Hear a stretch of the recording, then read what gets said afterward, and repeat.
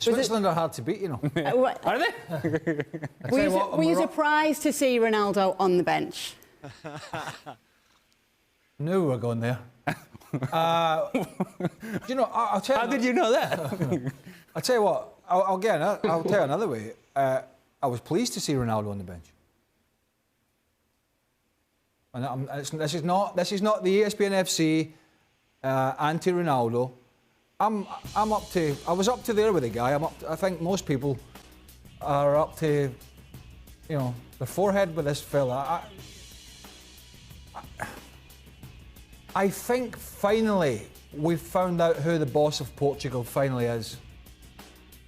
And it's not Cristiano Ronaldo, it's Fernando Santos.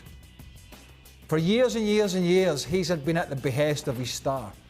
And he's finally thrown that out and gone, no.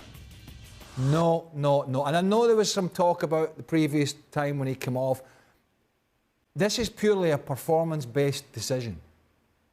Purely. And he was vindicated with bells on it. Can't say no more than that. Ale, you said there is no way, you said he should, but that there is no way Fernando Santos will leave Ronaldo on the bench. In fact, I'll go as far as to say that there's 0 chance that Fernando Santos leaves Ronaldo on the bench, that Ronaldo would be on the field and would be the captain for Portugal. And the reason I said that is because, historically, we thought of Fernando Santos as a very conservative guy. And this is not a conservative decision. Now, whether we thought that Portugal would be better with Ronaldo on the field or not, I think we all agree that a version of Portugal would be better because of the talent that they have available. But it's a conversation that went beyond that. While we sit comfortably in this studio and say, you know what, Fernando Santos, we think you should bench Ronaldo.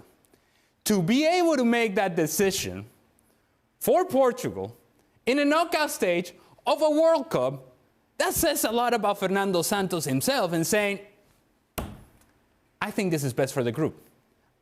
I think this gives us a chance not only to win this match, but to win this competition, to win the World Cup. And while the decision makes sense, it's still a gigantic decision. It shows some fortitude from Fernando Santos to be able to do this. Because as we saw in this game, even watching it from TV, the attention, whatever happened on the field, the first thing that we're going to watch is the reaction of Ronaldo over here. And that is going to continue to happen. So the best thing that could have happened for Fernando Santos is Gonzalo Ramos not only scoring, but scoring a hat-trick. It's a dream decision or a dream result for a big decision by Fernando Santos. A huge decision, Luis Garcia, and he was absolutely vindicated, the Portugal coach, because look at what Gonzalo Ramos did. Yeah, not only Gonzalo Ramos, the whole team, I think, got the beneficiation of this situation.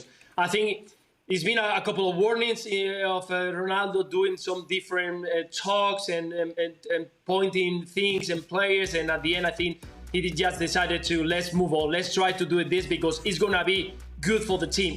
We need a player who can play and run to the spaces, who can live with the players up front. And they found that he's the perfect player. I mean, he's got that composure when he's inside the box. He knows how to move in between the lines. The connection with the other players, with João Felix, with Fernandes, with Silva, has been fantastic.